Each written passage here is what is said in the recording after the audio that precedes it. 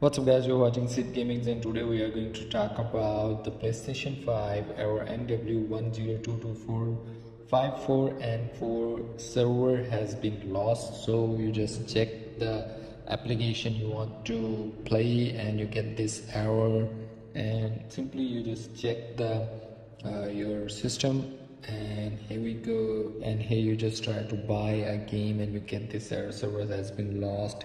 You have a problem sometime with the payment method and the network servers has been lost. It's mean you have a problem with the network. You just go to check the PlayStation status services, sometimes the server is down, that's why you get this error. Check your region and here is the server is working up and good. If the server is not working, then you just wait, Sony will fix this up automatically.